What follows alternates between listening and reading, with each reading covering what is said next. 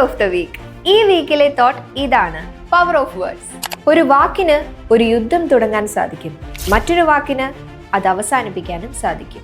ഇതിഹാസം പറയുന്നത് ഇങ്ങനെയാണ്: give me liberty or give me death.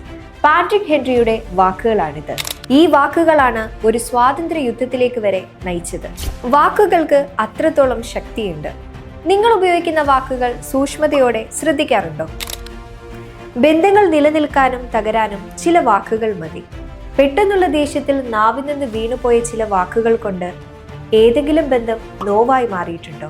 തമ്മിൽ പിരിഞ്ഞു നിന്നവരെ ഒരുമിപ്പിക്കാൻ നിങ്ങളുടെ വാക്കുകൾക്ക് സാധിച്ചിട്ടുണ്ടോ? തമാശയ്ക്കാണെങ്കിലും ചില കളിയാക്കലുകൾ വിള്ളലുകൾ വീഴ്ചേക്കാം, മറ്റുള്ളവരെ വേദനിപ്പിച്ചേക്കാം. വാക്കുകൾ ഉപയോഗിക്കുമ്പോൾ സൂക്ഷിച്ചുപയോഗിക്കുക. എസ് പറയേണ്ടടുത്ത് എസ് പറയാനും നോ പറയേണ്ടടുത്ത് നോ പറയാനുമാകുമെണ്ണം പവർഫുൾ ആയിരിക്കണം നിങ്ങളുടെ വാക്കുകൾ. അശ്രദ്ധയോടെ അശ്ലീലം പറയാതെ ശ്രദ്ധയോടെ നല്ലത് പറഞ്ഞു നോക്കൂ. മറ്റുള്ളവരുടെ ഹൃദയത്തിൽ അന്ധകാരം വിതയ്ക്കാതെ വെളിച്ചം പകരുന്ന വാക്കുകൾ നിങ്ങളുടെ സംസാരത്തിൽ ഉപയോഗിച്ചു നോക്കൂ. നിങ്ങളെ കേൾക്കാൻ ലോകമുണ്ടാകും. Because words are so powerful.